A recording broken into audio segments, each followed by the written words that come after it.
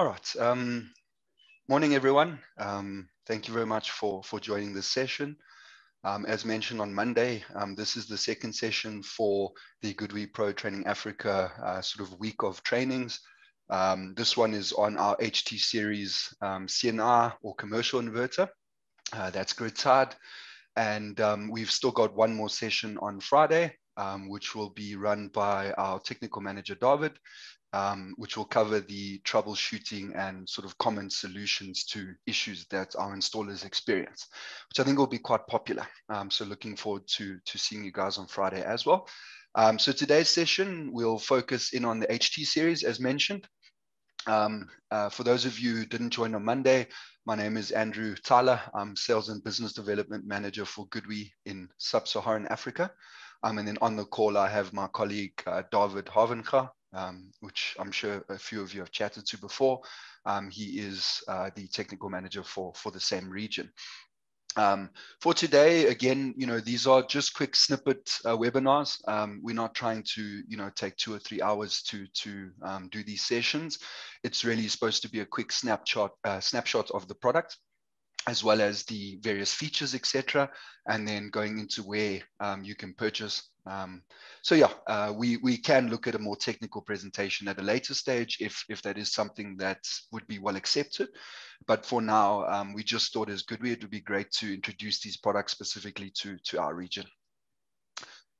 So quickly on the content. So this will follow a similar flow to Monday's session.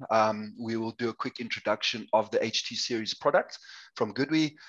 We'll cover some key features and advantages. One thing we don't like to do is to compare our product to another. We'd rather like to tell you what makes our product unique and what advantages we can offer.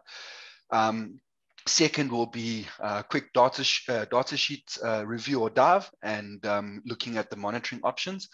This is something that is asked quite a lot, so I thought I would cover that too. Then where to purchase the unit, and then we'll have a quick Q&A session where the questions can be asked in the questions and answers box or Q&A box on the Zoom platform, and we will answer it live, either myself or David, when we reach that point. All right, so the HT series, you'll see it's in a beautiful red color, very nice looking inverter. Looking at the bottom left of the page, you'll notice that I've highlighted the HT series 100, 110, and 120 kilowatt, because that's what the focus will be on today, because we're specifically on the CNR space for today's webinar. You'll also notice that these specific units, the 120, 110 and 100 kilowatts, are NRS compliant, or rather, rooftop style inverters, where you've got a maximum DC input of 1,100 volts and a AC output of your standard 3-phase 400 volts. But we do also, and hence why I've left it on here, have another 2 options, but not necessarily for rooftop, of course, due to their higher AC voltage. We've got the 136 kilowatt, that is also 1,100 volt DC, as well as 500 volt AC. And then we've got the larger utility ground mount inverter, which is, to be honest, proving quite popular in our region. It's 250 kilowatts with 1,500 volt DC input and an 800 volt AC input. So those larger units will, of course, require either a step up or step down transformer, depending on how they will be installed. Focusing on the quick highlights of the key benefits. So our product will provide, in a snapshot, higher energy yields. We'll understand that shortly. Lower investment costs. We are very competitive. We found that, based on our feedback with our installers and EPC partners and distribution partners. And then we've got simple O&M. We like these products to be installed and just monitored remotely. There shouldn't be a need to go out to site, often. And then, of course, the standard expected reliable GoodWe quality from all of our products.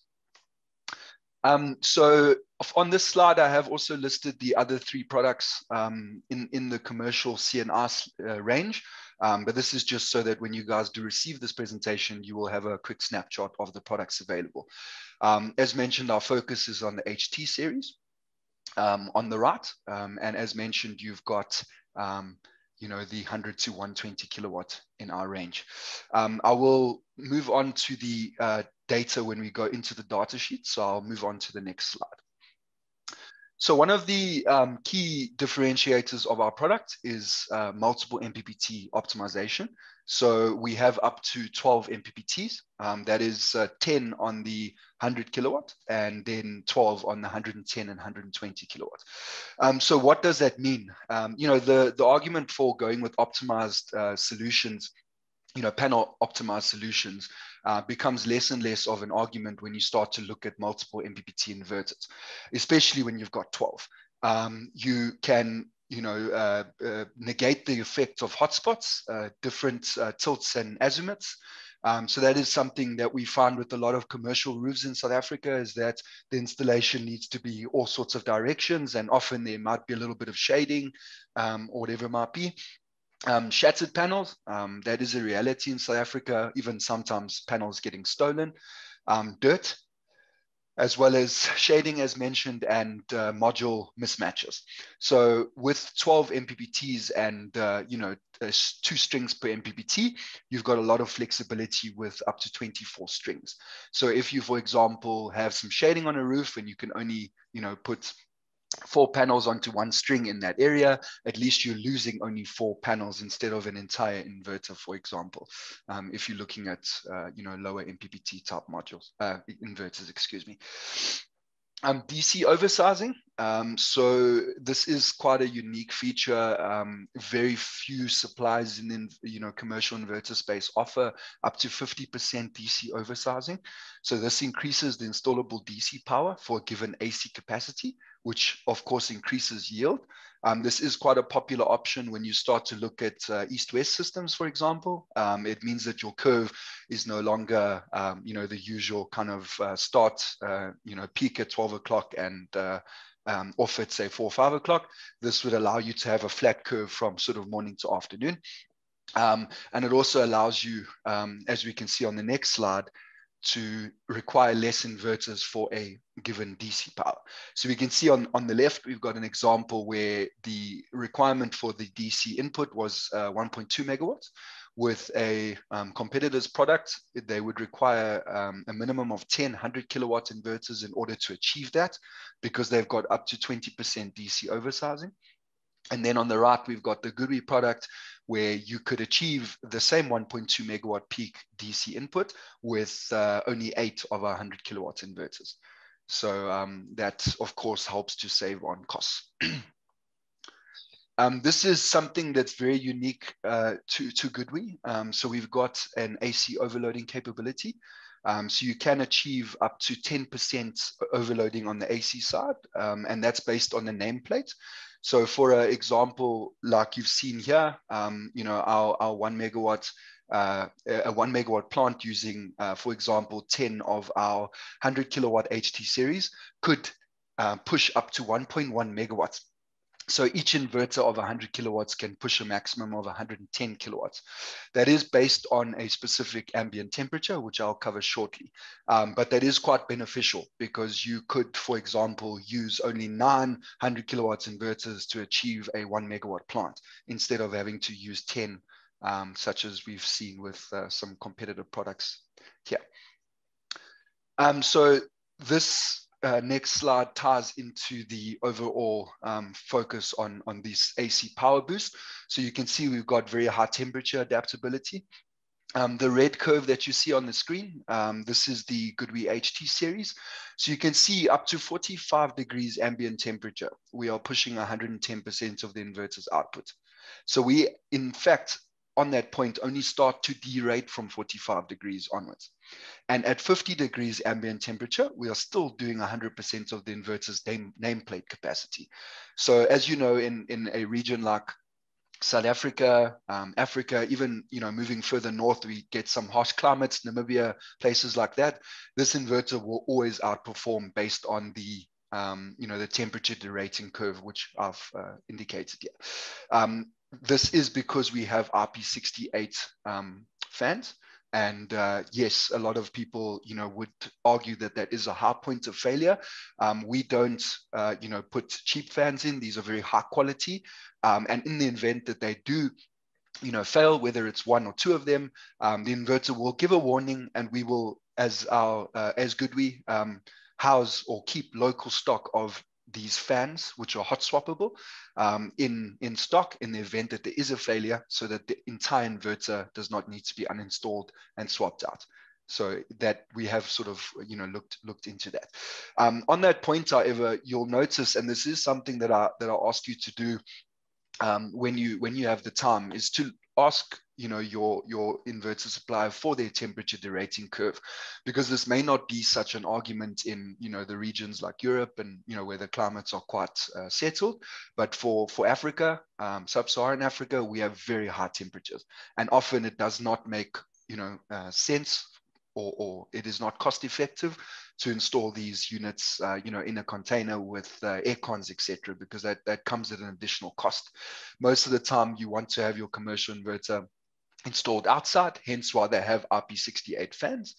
And the entire device is of course, capable of being installed outside, or you could install it in the back of your ground mount, system, for example. So these are in the elements, maybe not direct elements, but they're still exposed to very high heat. So you'll notice that in this example, again, we won't specifically reference a manufacturer, but there are some inverters that derate from 40 degrees onwards. So at 40 degrees, they're doing 100% of their output, but going forward, they start to derate at 45, etc., etc.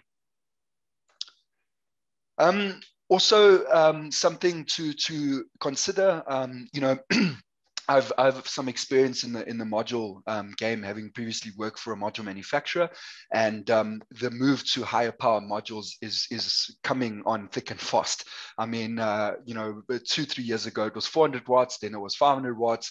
Bifacials came along, then it's 600 watts, 700 watts. Who knows when that's going to end? And the only way to create higher power is either by increasing your voltage or increasing your current on the modules. So we, with our HT series, have a 15 amp higher threshold of DC current, which is specifically to the HT series. So this allows you to have the bifacial module compatibility or higher power module compatibility. Other brands have sometimes between 11 and 13 amps per string, and that does limit the amount of the size of module that you can connect for power production. So apologies for that. My phone was ringing in the background. So the ability for our product to be future-proofed for these higher powered modules is quite important. And it is something that on other inverter manufacturers, you'd be limited by either 11 or 13 amps per string, or 26 amps per MPPT. And this would, of course, lead to you're not getting the full power out of those modules. This is a fairly obvious point, but I think definitely worth mentioning is, most inverters, some of them have 1,000 volt DC input, whereas we've gone with 1,100 volt DC input on all of our commercial products. Yes, of course, with NRS regulation in South Africa and other regulations, in Africa, you are limited to 1,000 volts of DC on a rooftop. But keep in mind that, this is there to help increase the operating range of our inverter to a higher point. Instead of having, say 450 to 750 or whatever it might be, 200 to 750, we go up to 850. And that, of course, helps to increase the production on a system. And then we've also got, the 1,500 volt DC input on our HT series 250 kilowatt, which has the 1,500 volt DC input. And that's because it's not governed by the NRS regulation. It's for only utility plants.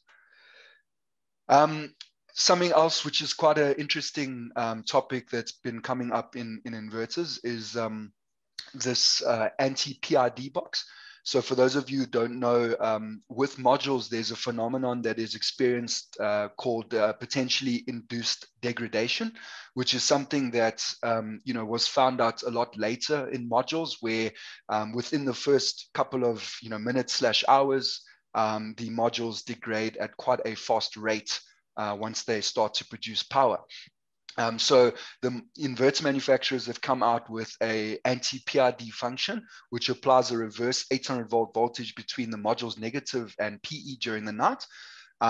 This will help to reverse the effect of the PRD on the modules that are installed with our inverter.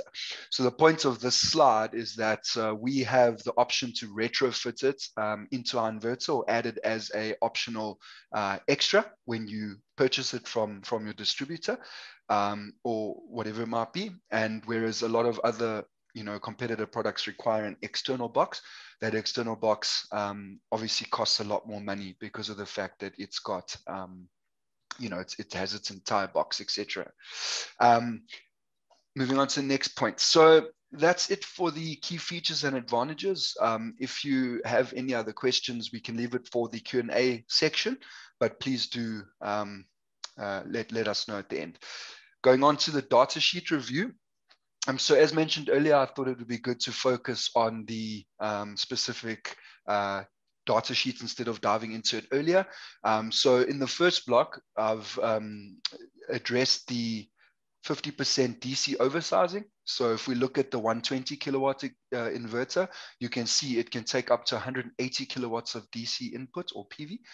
That is 50% over 120 kilowatts. Your maximum DC input voltage, as discussed, is 1,100 on all 3 units. Our MPPT range is 180 to 1,000, and we've got a startup voltage of 200. So the benefit of having a startup voltage of 200 is, as I mentioned, you've got 12 MPPTs to play with on this 120 kilowatts. So if there is a section of the roof that gets a small amount of shading, but you still want to install panels on there, you can connect, 5 or 6 panels, depending on the panel power output and voltage, and end up not losing an entire string of 20 modules, but rather losing 5 or 6 in the event that those are shaded. Then we've also got, which is a point I mentioned earlier, is 12 inputs or MPPTs with 30 amps per MPPT. So this would then be split over 2 strings at 15 amps per string. And then moving on to the MPPTs. So I just wanted to show you guys the point that I made earlier. So the 100 kilowatt has 10 MPPTs and 2 inputs per string.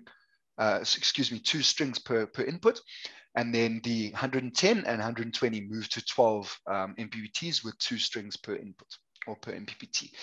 The AC output data, you've got this 10% power boost that I discussed earlier. Again, dependence on ambient temperature, but you should more than likely see, temperatures not higher than 45 degrees ambient, but it would be site dependent. But you can see the max AC output. As per the nameplate, or the nominal, is 100 kilowatts here, but with the 10% power boost, it can push a maximum of 110 kilowatts. The same for the 110, it will give 121, and then the 120 can do 132. Moving on to the second half of the data sheet, we've got just a focus on the protection. So just to highlight some of the integrated features in the product, because I think these are often forgotten about. We've got PV string current monitoring. So you have a view on the SEMS portal of the per string voltage and per string current. So you would be looking at essentially only 20 panels, and noticing that there is a performance issue, and then identifying where that string is installed, and of course being able to find out what the issue is on that string.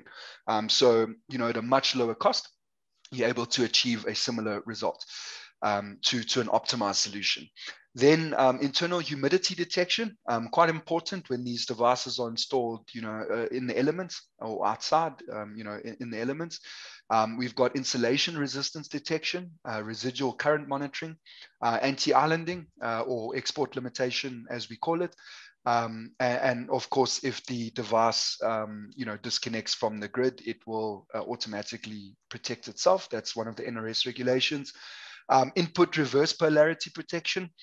It is quite difficult to get that wrong. I mean, these are MC4 connectors on the bottom of the unit, but of course it's there in case you wire the MC4 or crimp the MC4 incorrectly.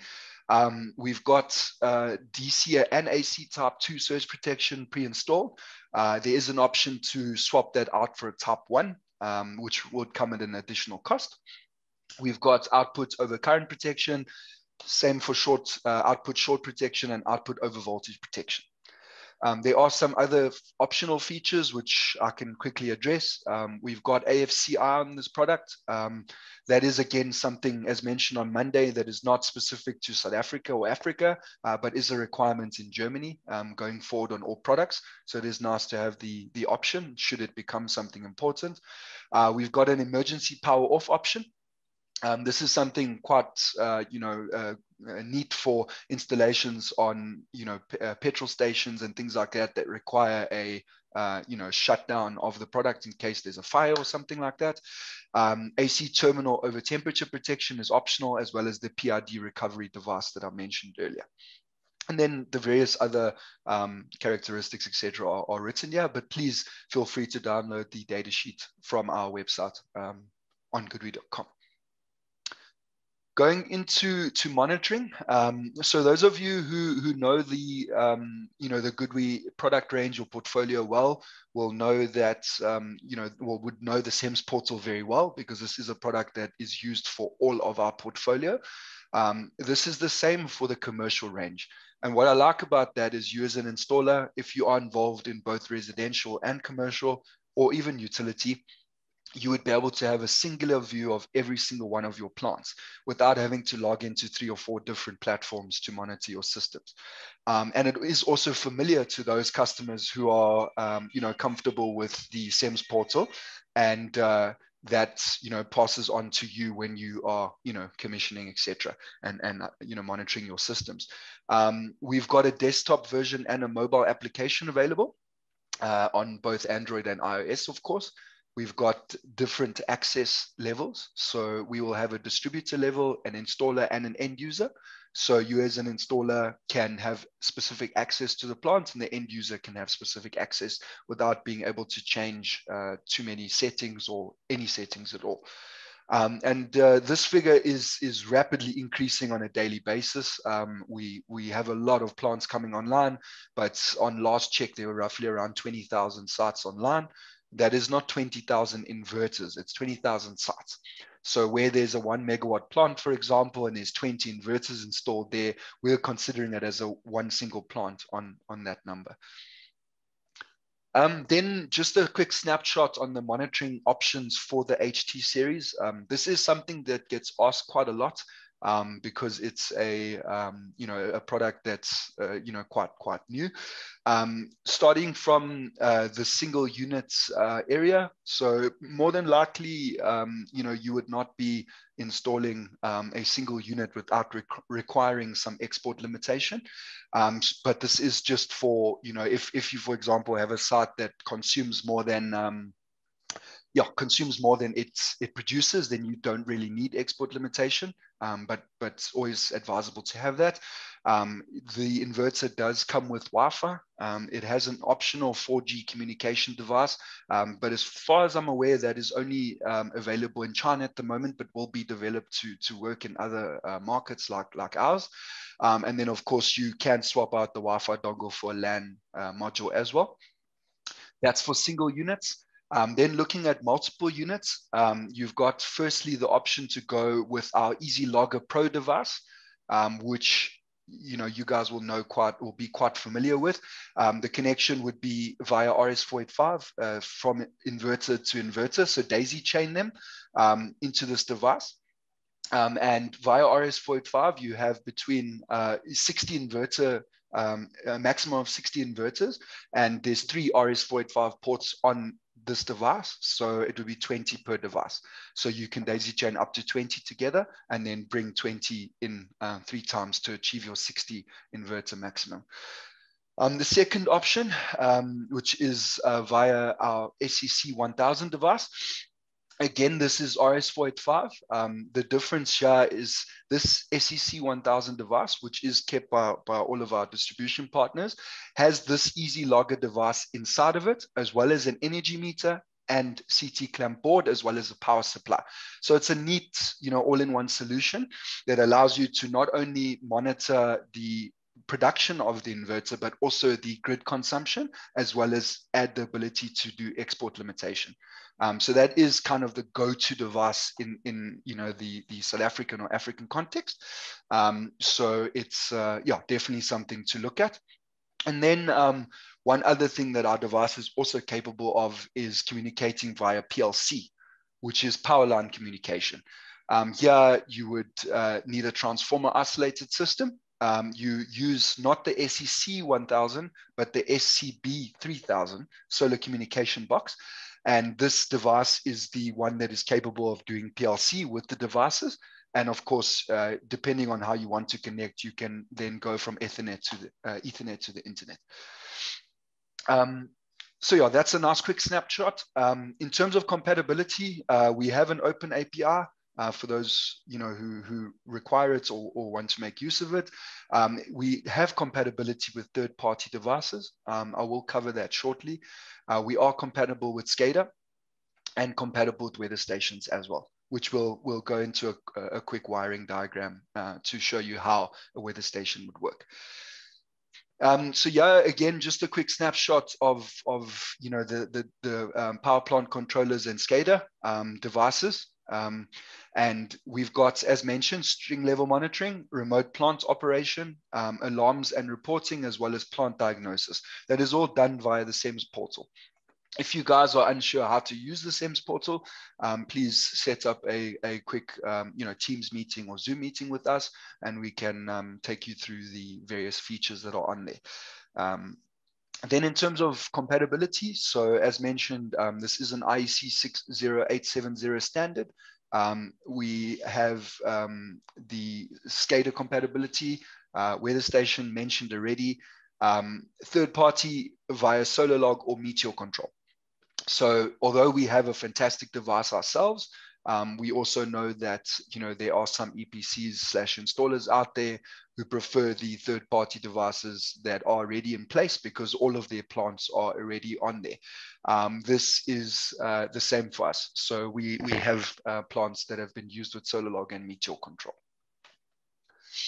And then I thought I would include this quick sort of simple single line diagram, I guess, wiring diagram to show you the various options.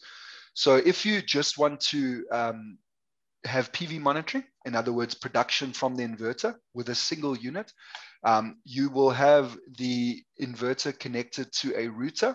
It would be via Wi-Fi or LAN as discussed earlier. To the router would communicate with the GoodWe cloud. Your PV panel will connect to the inverter. Your inverter will run the load in conjunction with the grid. So fairly easy.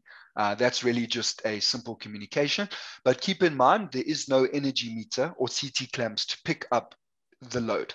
So yeah, your graph will just show PV production. But still, I mean, some people like to use that. Then the second graph, which is a single unit again, but this time with both load monitoring, PV monitoring, and export limitation.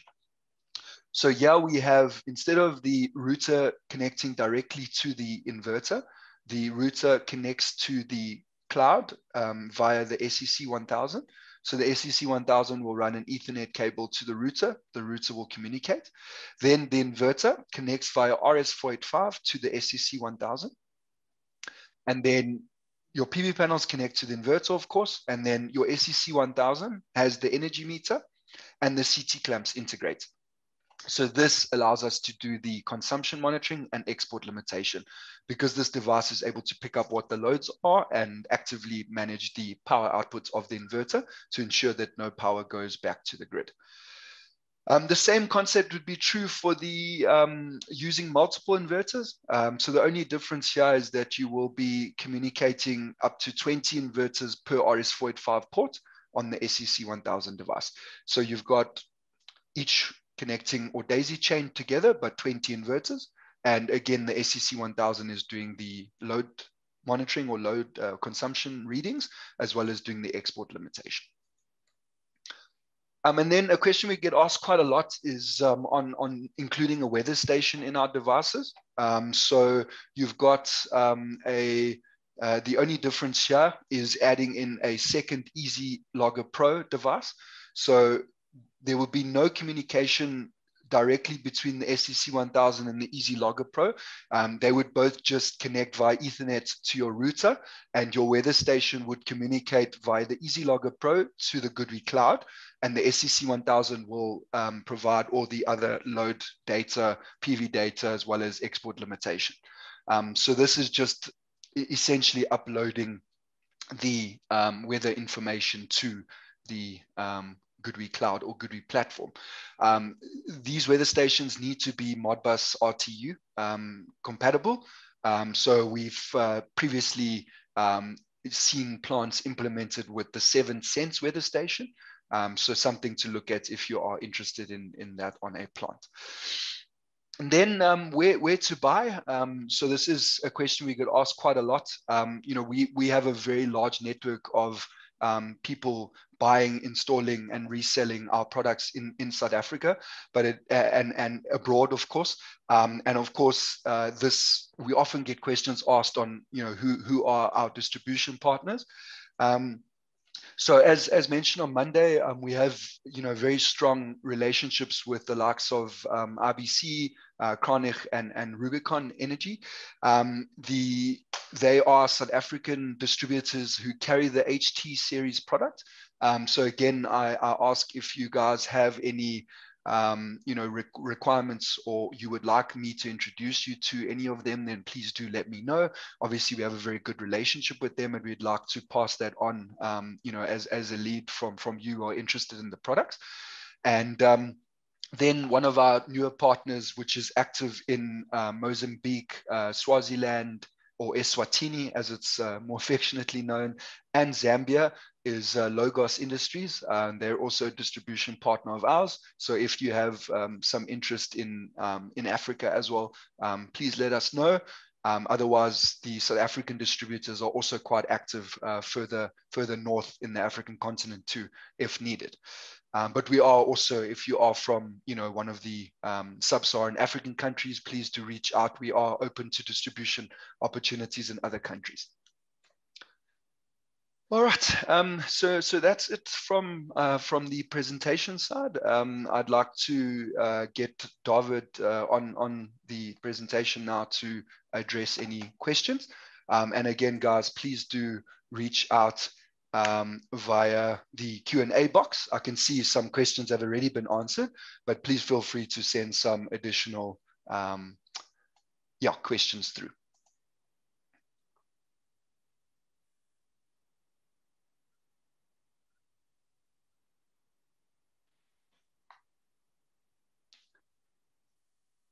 Are you there, David?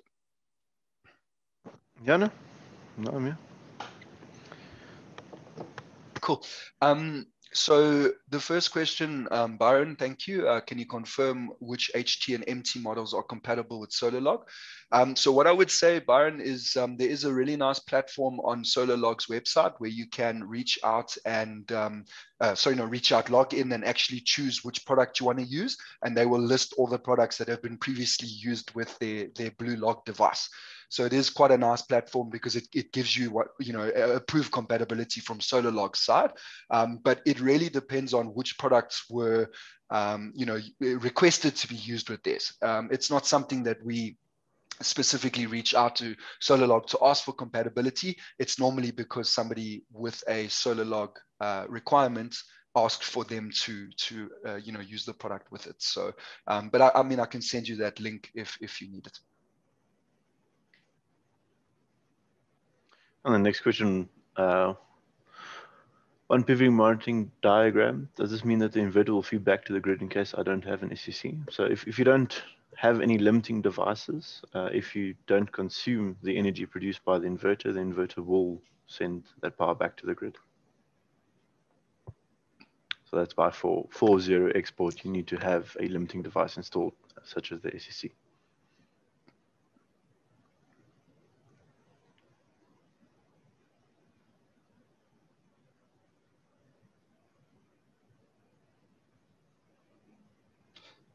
Cool. Next one, Vili. Dear Andrew, thank you very much. Not a problem. My question is regarding the integrated surge protection devices, AC and DC. In the case where these fail, one, do they fall under warranty, taking into mind that the inverter is not damaged? And two, are they hot swappable, or does the inverter need to be taken down and sent in to be repaired? So the SPDs are not hot swappable. They're integrated into the inverter board. So it is the more cost-effective option to ensure that the product cost is kept low. In the event that it fails, we would really need to understand what that was, because if it is something like a surge or a lightning strike or whatever it might be, and the inverter is damaged, or the surge protection fails because of that, that doesn't fall under warranty, because it was not a product failure, but rather a site related issue or failure that caused the inverter to fail. At this stage, just to address the second part of your second question, so the product would need to be replaced. That is noted. I mean, it is a suggestion to look at further generations of products having them hot swappable, but you'll find that those type of SPDs are very expensive. We've seen some of our inverter colleagues do that and ended up with them being quite expensive to swap out. At this stage, we don't do component level repairs, so we only do warranty swap outs. But in the event that we do start to do component level repairs, which is something that's in the pipeline, we could then offer something like that should the inverter boards, etc., not be also damaged.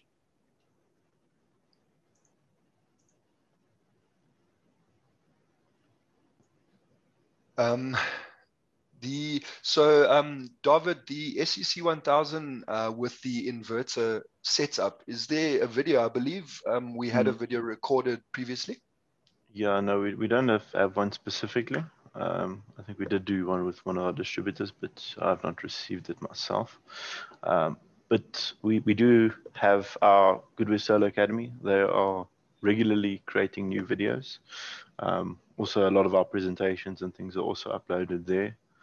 One could look at their YouTube channel, but I don't believe they have one specifically with that commissioning at the moment. But look, that is a suggestion. I mean, we are, as David mentioned, getting a lot more active in terms of creating videos, because we understand the value behind that. We will put that suggestion forward, but we can ask David to just chase up that video that was taken with one of our distributors, because they can then share it with their customers too. It was just a hands-on training that we did with them. But if you, Starks, if you feel doing a hands-on training with these products would be of value to you, then please reach out to your distribution partner and we can set that up. We would happily do that if it would mean you're more comfortable commissioning the product.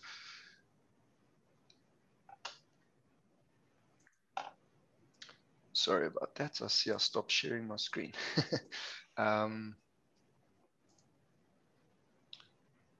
Guys, please keep the questions coming in if there are any additional. Otherwise, we are available to chat. After this, it doesn't have to be asked right now. Let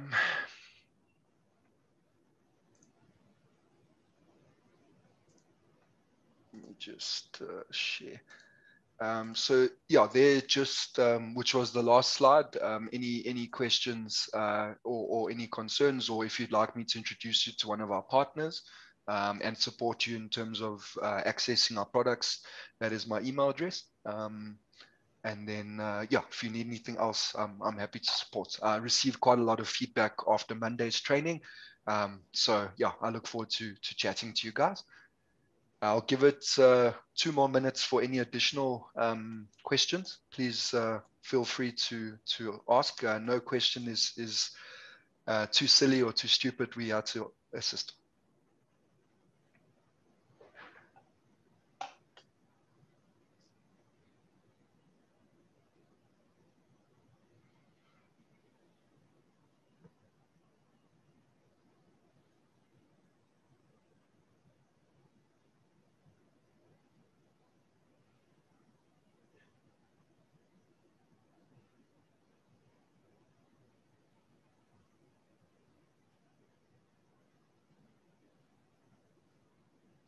All right, guys, last call for questions.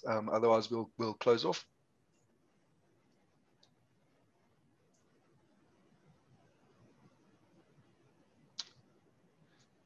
All right, cool. Again, thank you very much, guys, for your time.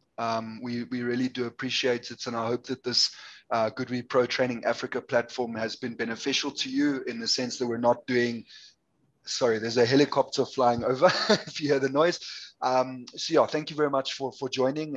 We will more than likely share the presentations and the recordings of this training at once. So instead of sharing just Mondays on Monday, we would share them all at once. But if you'd like the presentation now, please do reach out via email.